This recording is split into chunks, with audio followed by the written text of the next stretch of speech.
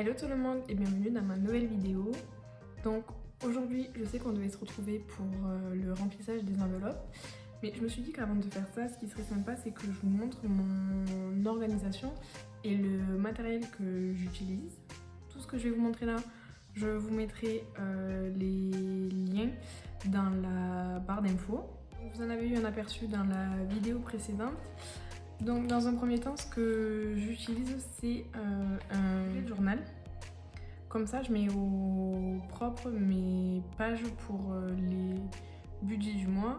Et là ce que j'ai rajouté c'est une page pour visualiser mes épargnes virtuelles. Pour chaque projet, j'ai mis une petite illustration qui va avec le projet. Donc là par exemple c'est des sous à mettre de côté pour la maison. Et à côté, j'ai fait un petit tableau de suivi où c'est que je marquerai la date et le montant. Ce que j'utilise avec le bullet, c'est ce petit carnet qui me permet d'écrire rapidement les calculs et de voir assez clair ce que je vais devoir mettre dans le bullet. Et comme ça, si je me trompe ou les calculs ne sont pas bons, ça me permet de corriger ici et de mettre au propre par la suite sur le bullet. Même si, vous l'avez vu la dernière fois, des fois les calculs ne sont pas bons. Et je fais quand même des petites erreurs.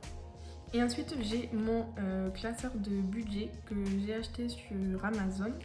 Donc je l'ai reçu avec 12 fiches de suivi que j'utilise pour suivre mes dépenses au niveau de la carte bancaire chaque mois.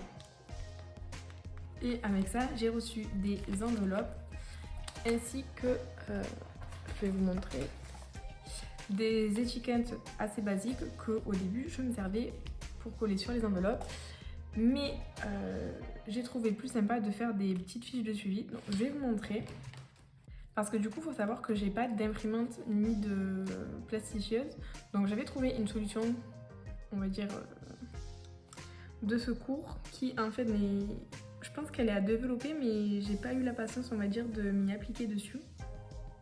Donc en fait, j'ai dessiné sur une feuille un petit tableau de suivi ainsi qu'à quoi correspondaient mes dépenses. Et j'ai plastifié ça avec du scotch. Sauf que, donc certaines ça va, c'est propre et tout. Et encore, j'ai pavé avec le stylo.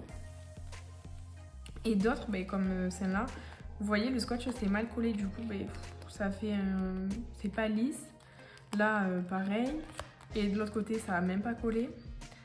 Je vous avoue que ça m'a pris la tête. Ensuite, j'ai voulu quand même tester. Je me suis dit que ça servirait pour débuter.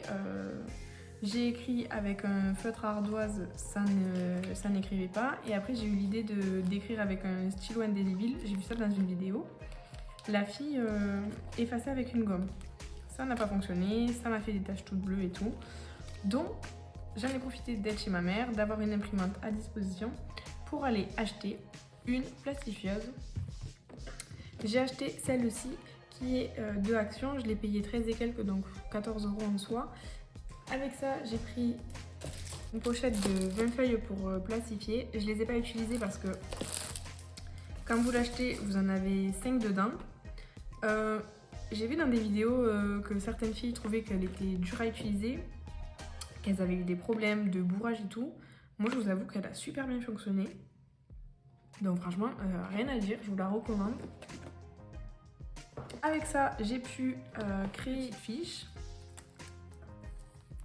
que j'ai designée sur Canva et que j'ai imprimée et plastifiée. Ce que je peux vous conseiller si vous essayez de reproduire des fiches comme ça, c'est qu'en fait de faire un tableau à 3 colonnes. Parce que j'ai pas pensé, mais autant pour les courses, vous voyez, c'est pas dérangeant parce que c'est toujours des courses, mes dépenses sont toujours des courses. Mais par exemple, à loisir, ça aurait été intéressant que j'ai une 3e case. Comme ça, mais par exemple, je pourrais pu mettre la date et à quoi correspondait ma dépense. Parce que du coup, j'ai effectué des dépenses ce mois-ci en loisir et je vous avoue que je me souviens pas forcément à quoi cela correspond. Donc j'ai fait ça pour chaque catégorie, ainsi que mes épargnes virtuelles, donc projet et mon épargne maison.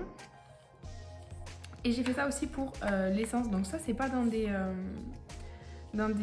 enveloppes parce que l'essence c'est des dépenses virtuelles. Du coup, je me suis dit que juste un petit suivi comme ça que je mettais à la fin du classeur, ça suffisait largement. Donc voici ce que j'utilise comme matériel pour mon suivi de budget. Toutes les références sont dans la barre d'informations. Si vous avez des questions, n'hésitez pas à me les poser en commentaire. Si la vidéo vous a plu, je vous invite à la liker, à vous abonner. Et on se retrouve dans la prochaine vidéo pour mon remplissage et la petite mise au point du mois de septembre.